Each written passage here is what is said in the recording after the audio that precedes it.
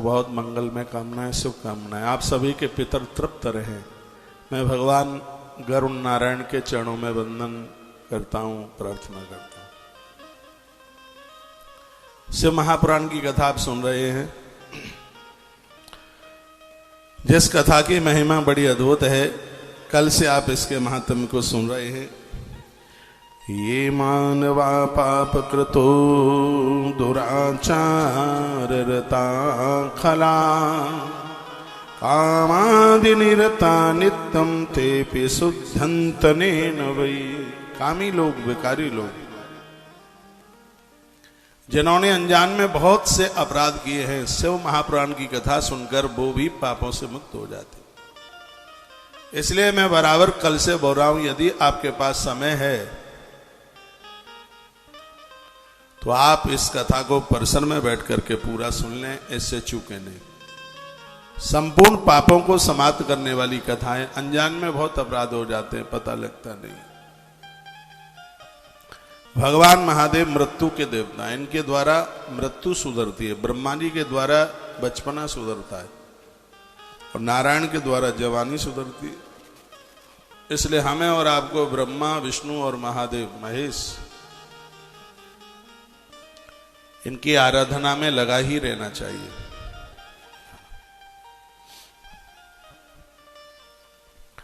तो सौनकादियों ने महात्मा सूत जी को पूछा, कहा गुरुवर यह बताइए, किसी ने शिव महापुराण की कथा सुनी और उसका उद्धार हो गया, कोई आपके पास प्रमाण है क्या? हाँ, प्रमाण है। आसीद किरात नगरे ब्राह्मणो ज्ञान दुर्लभ दुर्बलाह दरिद्रो रस विक्रेता देव धर्मा परांग मुखा। एक किरात नाम का नगर गांव था। वहां एक ब्राह्मण रहता था जिसका नाम था,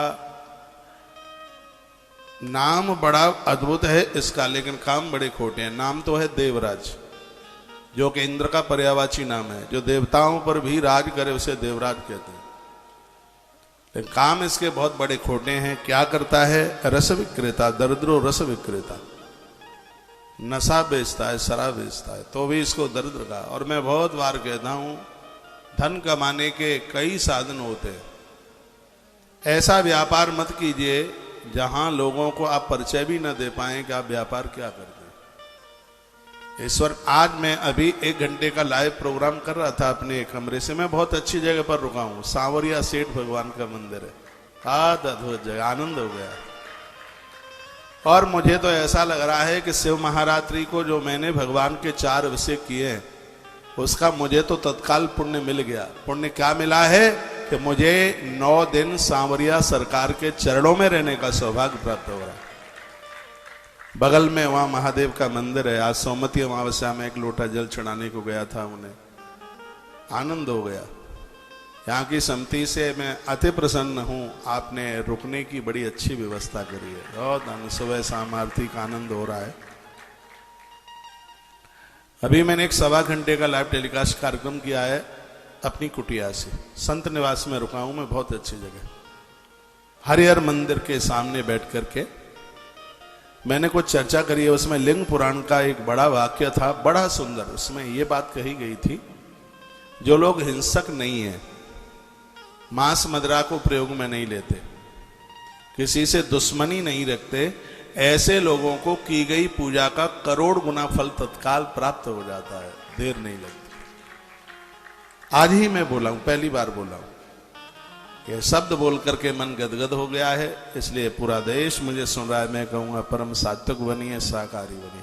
यहां तक कि लाल मिर्च भी कम खाइए, क्योंकि लाल मिर्च क्रोध को पैदा कर ही देती है। हाँ, स्वभाव को थोड़ा खोटा सा कर देती है। ऐसी चीजें लीजिए। और मैं बराबर बताता रहता हूं, जैसे सात्विक सतोगुण बढ़ता है, दूध पीने से सतोगुण बढ़ता है, मक्खन लोनी खाने से सतोगुण बढ़ता है। लौनी, लौनी जानते हैं? मक्खन होता है लौनी, ये बड़ा प्रभावशाली। इसको रोज लेने से नशा छूट जाता है, इतना इसका प्रभाव है। तो ये चीजें लीजिए। दालें हैं कुछ, जैसे मूंग की दाल है, ये सतोगुण की वृद्धि करती है, सतोगुण बढ़ाती है। ये मूंग की दाल है, सात्विक गुण बढ़ाती है। तो ये चीजें हैं जिससे खान पान को ऐसा करने से भजन में मन लगता है। चाय तमोगुणी बना देती है, थोड़ा चिड़चिड़ापन का स्वभाव बना देती है। तो आप सात्विक सहज